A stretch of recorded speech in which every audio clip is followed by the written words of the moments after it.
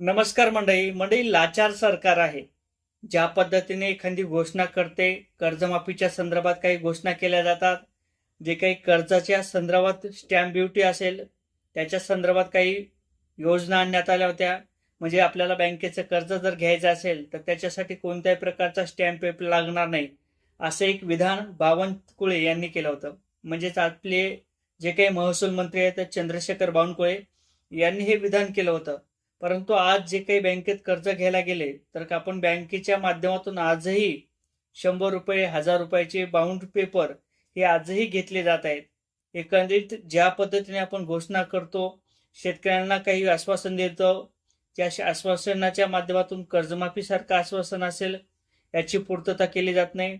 7/12 कोरा कोरा करून असे म्हणणारे मुख्यमंत्री फडणवीस साहेब असतील, यांनी देखील जे काही कर्जमाफीच्या अटी असलेल्या ते नियम असलेले ते परत टाकलेले आहेत. 2 लाख रुपयापर्यंत थकीत शेतकऱ्यांना कर्जमाफी, प्रोत्साहनपर अनुदान 50,000 रुपये, अशा जे काही फसवणुकी केल्या जातात किंवा त्या फसवणुकीच्या माध्यमातून यांच्यावरती कारवाई केली गेली पाहिजेत का? एखादा आश्वासन दिल्यानंतर त्या आश्वासनाची पूर्तता केल्या न कारणाने त्याच्यावरती कारवाई झाली पाहिजेत का? की मग सर्वसामान्याचे जे काही प्रश्न असतील ते प्रश्न मांडल्यानंतर त्या मीडियावरती कारवाई केली जाते, हे कितपर्यंत योग्य आहे? आणि ज्या पद्धतीने आपण घोषणा करतो, बँकेत कर्ज घ्यायला गेलो तर आजही आपल्याला जे काही स्टॅम्प पेपरचा खर्च असेल, बाउंडचा पेपरचा खर्च असेल, तो आजही सुरू आहे. त्यानंतर नोटरी करा, त्यानंतर बँकेत गेल्यानंतर ते 500चा बाउंड, तो जो काही 100 रुपयाचा बाउंड असेल तो परत आता 500ला झालेला आहे. एक बाउंड न घेता 2 त्या ठिकाणी बाउंड घेतल्या जातात, त्याची नोटरी केली जाते. म्हणजे विनाकारण शेतकऱ्यांचा जो काही महसूल असेल, जो काही पैसा असेल, तो महसूलच्या माध्यमातून राज्य सरकार हे उकळत आहे. तुम्हाला नेमका महसूल किती पाहिजे? एखाद्या शेतकऱ्याने ट्रॅक्टर घेतलं तर त्या ट्रॅक्टरवरती टॅक्स भरला जातो, त्याचे अवजार घेतले तर त्याच्यावरती टॅक्स भरला जातो, त्याचा टायर जर घेतला तर त्याच्यावरती ॲव्हरेज टॅक्स भरला जातो, त्यामध्ये डिझेल टाकलं तरी टॅक्स दिला जातो, त्यानंतर ऑइल जरी टाकलं त्यावरती सुद्धा ॲव्हरेज जे काही टॅक्स असेल ते दिला जातो. मग नेमकं तुम्हाला टॅक्स किती पाहिजेत? शेतकऱ्यांची जे काही 2 लाख रुपयाची कर्जमाफी असेल त्याच्यासाठी निकष लावले जातात, अटी लावल्या जातात. मग एखाद्या आमदाराची खासदाराची जी काही प्रॉपर्टी असेल त्याचं उत्पन्न किती आहे आणि त्यानंतर जे काही त्याचं वेतन असेल, त्याची काही पगार असेल, त्याच्यावरती कंट्रोल का नाही?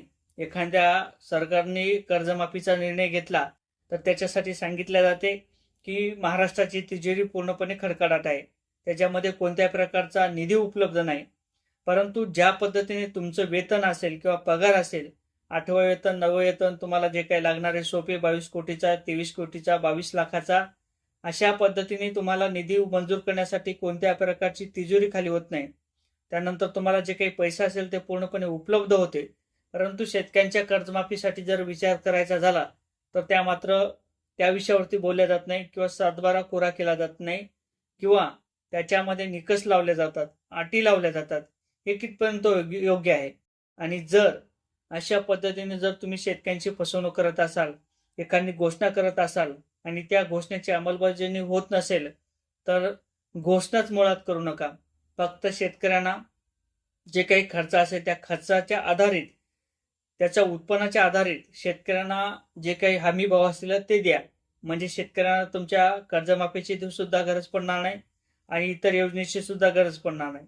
आता ज्या पद्धतीने जे काही स्टॅम्प ड्युटी असेल ती बंद केली जाते किंवा त्याच्या संदर्भात राज्य सरकार निर्णय घेत नाही, आजही तो बँकेच्या माध्यमातून स्टॅम्प ड्युटी घेतला जातो किंवा ते काही स्टॅम्प पेपरचे पैसे असतील 100 रुपये किंवा 500 रुपये आणि त्याची नोटरी असेल, त्याचा आजही कारभार सुरू आहे. नेमकं हे राजकारण किंवा जे काही घोषणा केल्या जातात त्या घोषणेची अंमलबजावणी तुम्ही कधीपर्यंत केली जाणार, कधी करणार, याचं उत्तर मात्र नक्कीच द्या.